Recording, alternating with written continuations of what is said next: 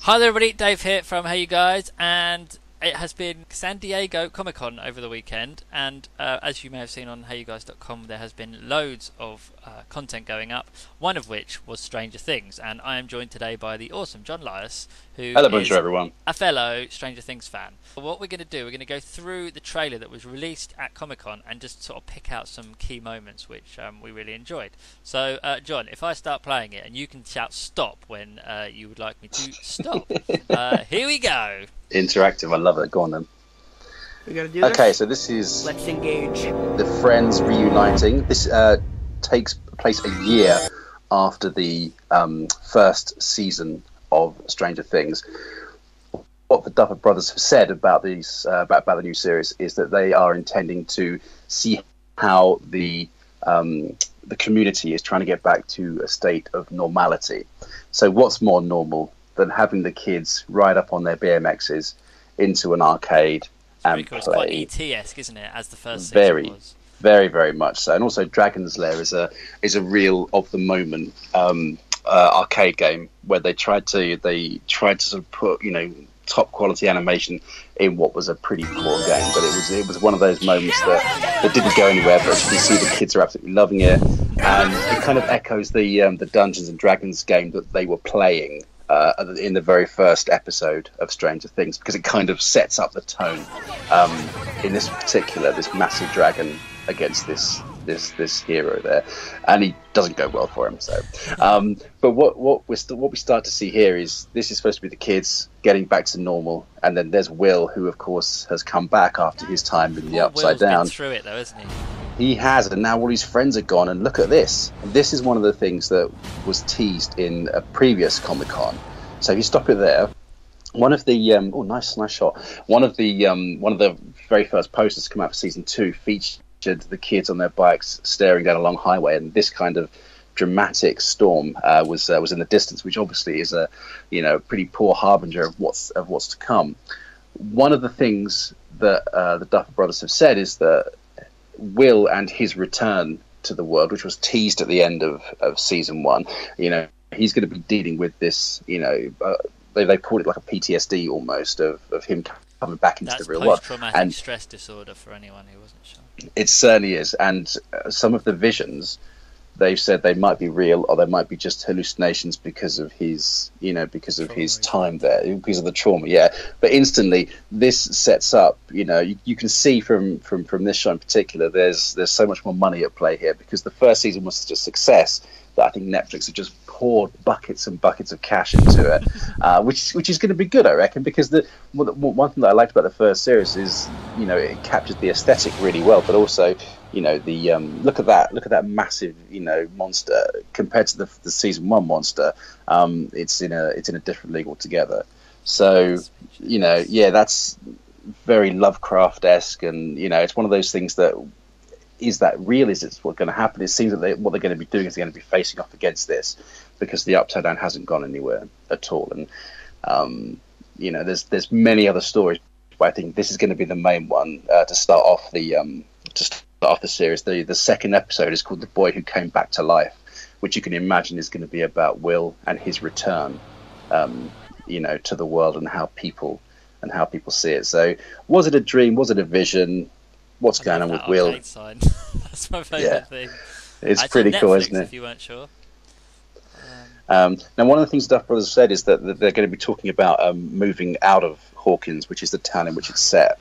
So, as you can see here, the early stuff is going to be about Will coming back into it and how people react to it. But I think as the story expands, they're going to be going a bit further out, a bit like Twin Peaks is doing in this series that's playing now. It's exploring outside Twin Peaks, but shadowy government people. There's this one in nothing particular scarier here than rotating tape, whatever they were called, like in the Italian Job, where they're just back and forth, and you don't really know what it's doing.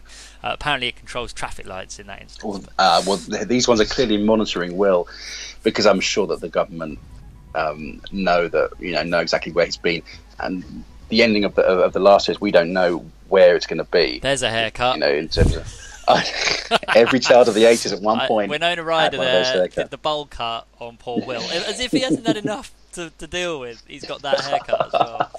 Poor dude. So, and there was also pumpkin patches there as well. It's obviously it take place in and around Halloween. The third episode is called the Pumpkin Patch. But look at this, flashlights. That's ultimate Spielberg, aesthetic. Trick or treat, obviously, just reinforcing the Halloween side of things. More government people. Something really nasty happening there. I mean, look at that control panel there. Yeah, it's proper. I know it's proper really 80s. simple, but that is, it's just cool. I love it. They've done some that's why it works so well. It's not just because it had a fun story and a fun characters. It captures the 80s aesthetic really, really well. Yeah, there we go. So, what's going to happen there? Ooh, tough. But that shot there, the one that you saw was the Ghostbusters. I think that was the first image that was released. And if anything said we're back and we're better than ever, it's the four kids, in their Ghostbusters garb, because of course that was so huge there. They look a little better than most of the DIY cosplay that you could get back in the day, but we'll forgive them that just for a second. Obviously, that ties into something that they're going to be doing in a bit, because look, there's been missing 11, who of course we still don't know if she's going to be or how big a part she's going to play. But that little trap that starts to jump about there, it's a really clever way to kind of capture the notion of evil things happening and trying to capture them and understand them, which is exactly what they're doing. So, but those kids, they're a really good bunch, and I'll be interested to see how they get tested in the new series. Inside a corpse's shell.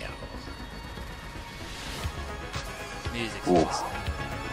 Yeah, and there we go. Ghostbusters on bikes. There's David Harbour again, and we're seeing the Upside Down appear in different places. And this is another part of Will's, post-traumatic stress disorder. If you go back a second to the shot of Will looking out of his door to the so just play it from here. So he's clearly really not happy. That's a brilliant shot right there. That one there, that's very Invaders from Mars, which is a film that really influenced Spielberg for Close Encounters. This notion that you're safe in the house and there's something very bad going on outside. And this is, if anything, the quintessential Stranger Things moment, because everything about the first series was everything safe. We're in school, we're in the home, and yet something very bad is happening. The genius of the Upside Down is that it is inside the house. It's everywhere. It's just a flick of the switch, and everything that is still visible. But like in a really bad dream, nothing's quite the same. So that's a really nice shot, one that I'm a big fan of. Shotguns, can't go wrong. That looks like Lost Boys. Is that supposed to? Oh yeah. And if you roll on a second, there's Steve boogieing away, which is great. Lots and lots of nice stuff happening there. The 80s really is coming back, isn't it? Like the trailer for Ready Player One as well on the weekend. Hang on a minute. It's huge. That's Mikey. That's what? Yes, it is. Good spot. He's coming back along with Paul Royal. He's going to be in the series for the first time. So there's another Goonies thing there. What's his real name? Sean Astin. Sean Astin, that's it. So that is Mikey in the Goonies, everybody. Yes, Mike in the Goonies, Samwise Gamgee, yep. One of our fellow Goonies. He's, I don't know how big a part he's going to play, but he's certainly not happy there, is he? Look, Lucille's just rocked up. Walking Dead, Stranger Things crossover, yeah. Like it. I like it a lot. Again, in the cave, lots of skipping. That's one of my favourite shots of the high school. It looks like a high school with a corridor just being chased down by the walls, and the Upside Down is literally trying to grab him back. So, and there's 11, who's clearly still in the school, still wondering about the Upside Down, but she's found something. She's pushing her way out, back into the real. Yeah. And that's going to be great, because her story and her backstory is going to be one of the things I think they're going to explore a little bit in the second half of it. But it's, I don't know, I look at it and I just think, the music's great, the aesthetic's great, the stories are really fantastic. I'm hopeful that they're going to be successful in recapturing the spirit of the first one, because the first one was all about Will and how do they find him and the discoveries that they make. you know, you have the shady government side of things. So this is all very, very basic, and they did it really well. Now they've had a huge success on their hands. It looks like they're going to go a little bigger and explain a little more about the things that we were chasing in the first series. Frankly, I can't wait. It's going to be a really fantastic Halloween. Absolutely, and it's October 27th, I think it said. That's right. Yeah. And we're very much looking forward to it. So do let us know what you think of this trailer from Comic-Con. Subscribe, like, comment, as per usual. Really, really want to hear what you think of it. Did the trailer live up to your expectations? And what did we miss in our little overview of that trailer? Let us know in the comments. And we'll see you next time when we do the next Mouth Off. Take care, guys. Bye.